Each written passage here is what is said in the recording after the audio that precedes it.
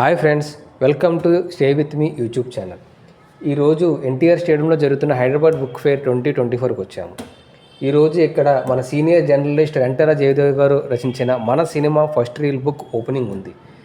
ఈరోజు ముఖ్య అతిథిగా మన డైనమిక్ డైరెక్టర్ మాటల మాంత్రికుడు త్రివిక్రమ్ గారు వచ్చారు. ఆయన స్పీచ్ విన్నాం. వేదికపై ఉన్న పెద్దలు, గౌరవనీయులు, ముందుగా చంద్రశేఖర్ రెడ్డి గారికి నమస్కారం. నేను ఆయన పేర్లు మామూలుగా కాలం చివరిలో చూడడమే తప్పితే చాలాసార్లు ఇదే మొదటిసారి ఆయన కలవటం. నమస్కారం సార్. అండ్ ఎంఎస్కో విజయ్ కుమార్ గారికి, నేను భీమవరంలో ఉన్నప్పుడు పుస్తకాల వెనకాల ఉన్న పబ్లికేషన్ కంపెనీ అంటే సినిమా కంపెనీ లాగా, అంటే ఒక రకంగా చెప్పాలంటే సినిమాలకు సంబంధించి విజయవాహిని ఎలాగో పుస్తకాలకు సంబంధించి ఎంఎస్కో అలాగా. సో అలాంటి విజయ్ కుమార్ గారిని కలవడం చాలా చాలా చాలా ఆనందంగా ఉంది. నమస్కారం సార్, కృతజ్ఞతలు. మీతో మంచి సమయం గడపగలిగాను. అండ్ మిత్రులు కృష్ణ కౌండిన్య గారికి, అండ్ మాకు చాలా ఆత్మీయులు, నా భార్య ద్వారా పరిచయం మా కుటుంబ సభ్యుల్లో ఒకరైపోయిన మావిడి హరికృష్ణ గారికి. ఆయన ఏంటంటే మనం ఇందాక జయదేవి చెప్పినట్టు నిలువెత్తు తెలంగాణ ఆత్మీయత ఏంటంటే హరికృష్ణ గారు. అంటే మీరు ఏది అడగండి కడుపులోంచి అన్నం తీసి పెడతారంటారు సరే, అలాగే ఏది అడిగినా అది ఆయన ఏమంటారు, ఇంకో చోటకి వెళ్ళైనా సరే తీసుకొచ్చి మన కోసం చేసి పెట్టేంత మనసున్న వ్యక్తి. సో సహజంగా అదే జరుగుతుంది కాబట్టి సో వారికి, మిగతా పెద్దలందరికీ నా నమస్కారాలు. అండ్ అన్నిటికంటే ఇక్కడికి రావడానికి ముఖ్యమైన కారణం జయదేవ్. ఏంటంటే నాకు ఎప్పుడు నేను అతడు సినిమా తీస్తున్న రోజుల్లో నాకు మద్రాసులో పరిచయం. అప్పుడు ఇండియా టుడేలో పనిచేసేవాడు. సో ఇండియా టుడేలో అతను రాసిన కాలముల చివరిలో ఉన్న అతని పేరు చూసి నాకు ఇతను ఎవరో బాగా రాస్తున్నారు అని చెప్పి అతనంటే ఇష్టం ఉండేది. సో మీ ఇద్దరు అక్కడ కలిసిన తర్వాత ఓకే ఇతనే ఆ రాసే జయదేవ్ అని తెలిసిన తర్వాత ఇద్దరి మధ్య స్నేహం మొదలైంది. ఆ స్నేహం ఇన్ని సంవత్సరాలకి ఇంకా నడుస్తూనే ఉంది. సో దానికి అతని సాహిత్యం కానీ నా సినిమాలు కానీ రెండు పెద్ద ఏం అర్థం కాలేదు. ఏమంటారు, దాన్ని ఎంతో కొంత ఉపయోగపడ్డాయి తప్ప ఏమైనా అవసరం అయితే గీతే.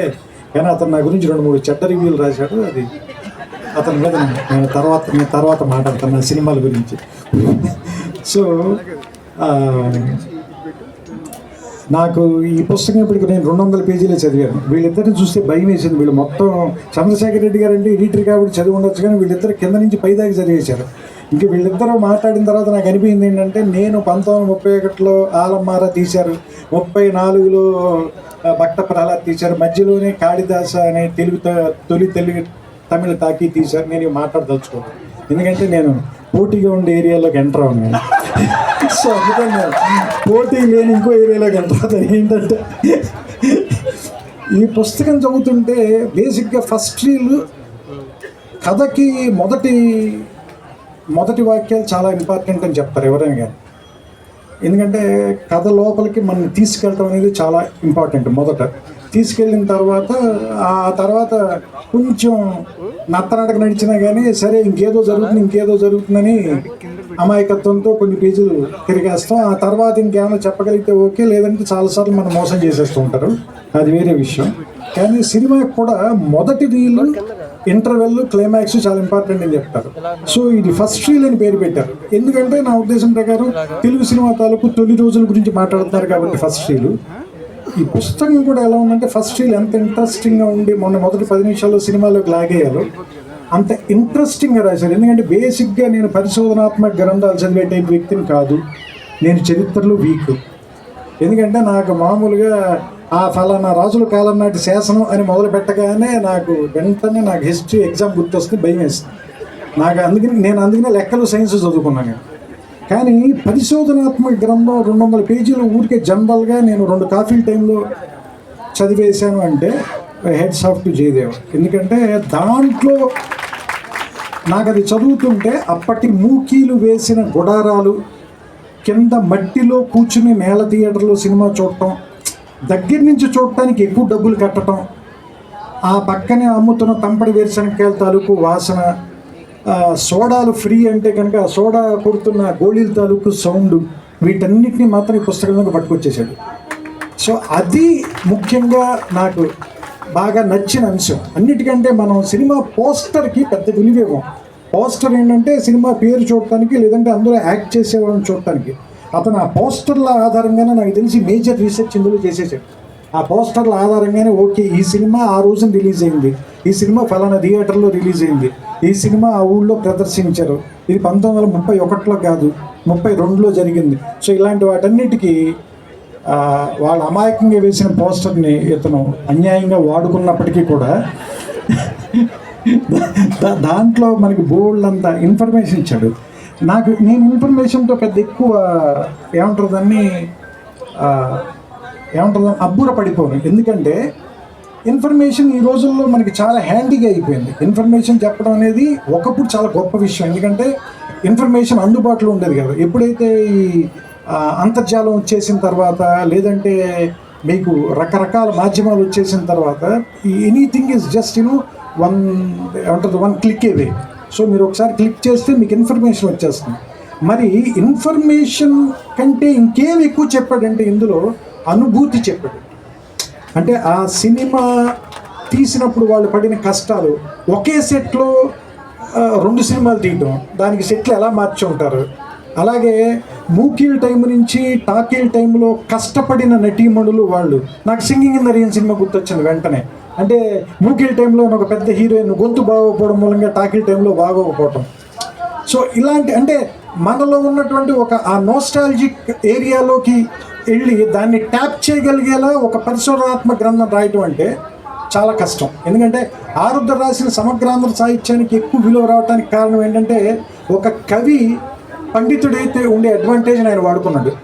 అలాగే ఒక రచయిత ఒక పిహెచ్డి గ్రంథం రాస్తే ఎలాంటి అడ్వాంటేజ్ ఉంటుందో అది ఫస్ట్ రీల్లో ఉందని నాకు అనిపించింది.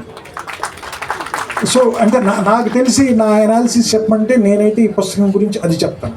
ఎందుకంటే జయదేవ స్వతహాగా ఒక కాలమిస్ట్ మాత్రం కాదు, అంతకు మించినవాడు. అంటే ఖచ్చితంగా ఒక రచయితకు ఉండాల్సిన అన్ని లక్షణాలు ఉన్నవాడు. కానీ అలాంటి వాడు ఎందుకు ఒక సమగ్రమైన సంపూర్ణమైన రచన ఇన్నేళ్ల పాటు చేయలేదు అనేటువంటిది నాకు క్వశ్చన్ ఉంది లోపల.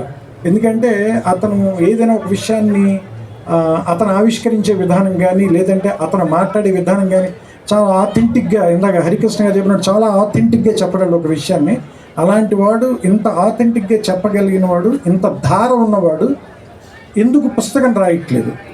ఎందుకు ఒక కథ అంటే అతను ఫస్ట్ రీల్ అని చెప్పి ఒక పరిశోధనాత్మక గ్రంథం రాయాల, తెలుగు టాకీ తాలూకు కథ చెప్పాడు మనకి. సో యాక్చువల్లీ ఇది ఒక నవల్ లాంటి పుస్తకం.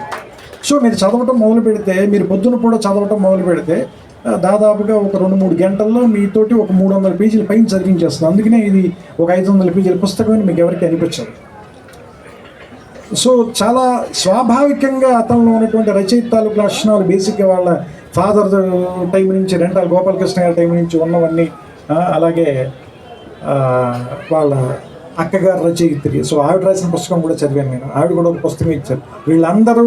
వీళ్ళందరూ రాశారు, కానీ ఇతను ఎందుకు రాయట్లేదు అనేటువంటి క్వశ్చన్ నేను అడగలేదు. ఎందుకంటే నేను ఎప్పుడు ఎవరిని ఎందుకు రాయట్లేదు అని అడగను. ఎందుకంటే నన్ను కూడా వాళ్ళు ఎదురు అడుగుతారండి, నువ్వు మరి 2 ఏళ్ళకి 3 ఏళ్ళకి ఒక సినిమా రాస్తున్నావు అడుగుతారేమోనని నేను ఎవరిని ఏం అడగను.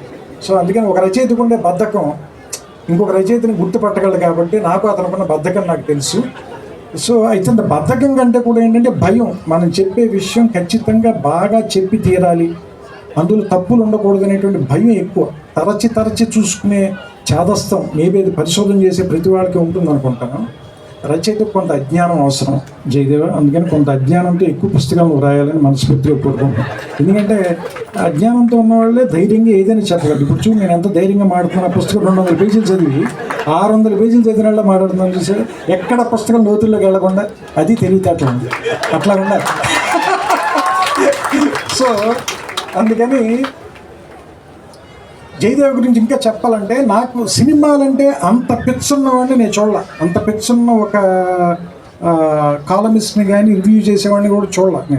నేను ఇంకా ఎప్పుడైనా బద్దకించి పొద్దున్నే లేవలేక, లేదంటే ఒంట్లో బాగోక సినిమాకి వెళ్ళడం మానేస్తున్నామో, కానీ అతను నాకు ఎట్టి పరిస్థితుల్లోనూ ప్రతి శుక్రవారం 2 to 3 మధ్యలో ఫోన్ కాల్ వస్తుంది. అతనిదిను ఏమంటారు దాన్ని వేణుగోపాల్ది. ఎందుకంటే వీళ్ళిద్దరు ఆ థియేటర్లో ఉండి ఖచ్చితంగా సినిమా చూసే ఫోన్ చేస్తారు నాకంటే వీళ్ళకు ఉన్నంత ఉండి ఆ సినిమా మీద ఉన్న ప్రేమ, ఆ విపరీతమైన అనురాగం, అలాంటి వాళ్ళు సినిమా గురించి రాస్తే ఎంత ఆథెంటిక్గా ఉంటుందో ప్రూవ్ చేశాడు జయదేవ్. అండ్ ఇతని దగ్గర నుంచి నేను కోరుకునేవి ఏంటంటే ఇంకా చాలా గొప్ప సినిమాల తాలూకు రివ్యూలు కానీ, లేదంటే విమర్శనాత్మక గ్రంథాలు కానీ, లేదంటే సినిమాల మీద అతని అభిప్రాయాలు కూడా, అతని పైన అభిప్రాయాలు అవన్నీ రైట్ అవ్వాలని కూడా నేను కోరుకోవట్లా. తప్పైనా పర్లేదు కానీ కొన్ని తప్పులు కూడా గొప్పగా చెప్పేవాళ్ళు కావాలి మనకి. మనకి వెస్ట్రన్ సాహిత్యంలో చాలా ఉంటాయి అలాంటివి, ఏది చాలా వైల్డ్గా చెప్పగలుగుతారు హిస్టరీని కానీ, లేదంటే పరిశోధనాత్మక విషయాలు కానీ.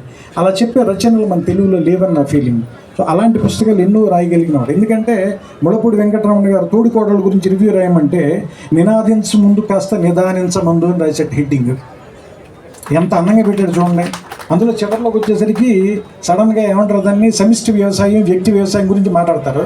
ఈ సినిమాకి దానికి కథానికి సంబంధం ఏమైనా ఉందో, సినిమా పేరేమో తోడుకోడలు పెట్టావు నువ్వు, అందుకే నేనే నినాదం చేసే ముందు కాస్త నిదానంగా ఉండవా అని ఎంత చక్కటి చొరకేశాడు చూడండి. అంటే విమర్శ కూడా అంత అందంగా చెప్పగలిగిన ఆయన కూడా సినిమా రంగం మింగేసింది అనుకోండి, అది వేరే విషయం.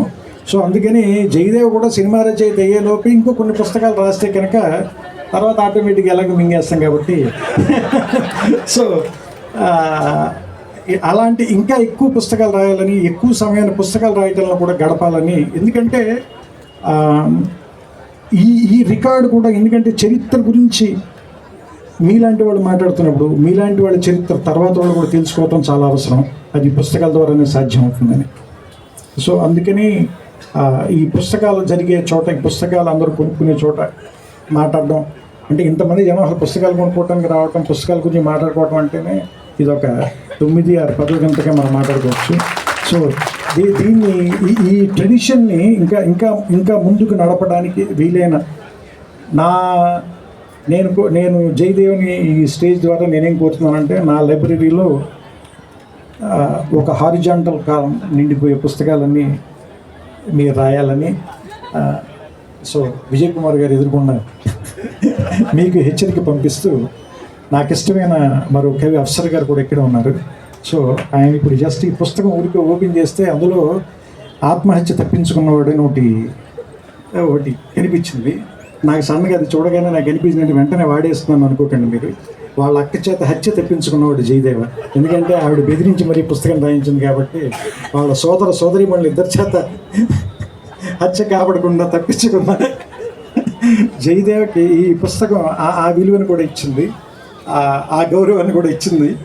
సో ఈ పుస్తకాన్ని మిగతా 300 పేజీలు చదివిన తర్వాత కొన్ని బాగోలేని విషయాలు కూడా నేను చెప్పాలని కోరుకుంటూ, ఎందుకంటే అతను నా సినిమాల గురించి చెప్తూ ఉంటాడు కాబట్టి మన కక్ష తీర్చుకునే అవకాశాలు తక్కువగా వస్తాయి. అందుకని ఎవరినైనా కూడా కథ చెప్పాలని మనం ప్రోత్సహించాలి. ఎందుకంటే వాళ్ళ కథ చెప్పినప్పుడు మనం జడ్జి అవచ్చు, వాళ్ళు లాయర్ అవుతారు. ఎందుకంటే ఇప్పుడు సినిమా తీసేటప్పుడు నేను లాయర్ని, మీరు అందరూ జడ్జిలు కదా.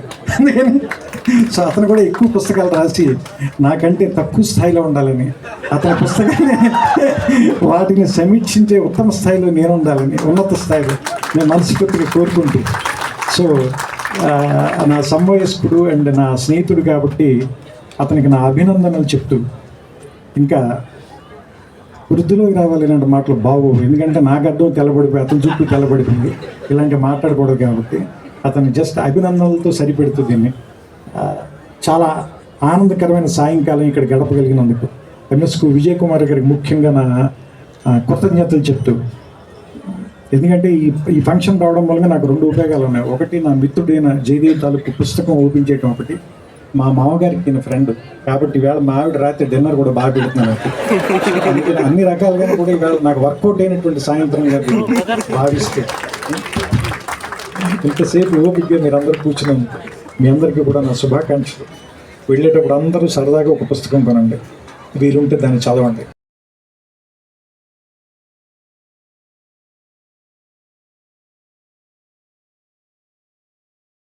Stay with me channel subscribe చేసుకోండి.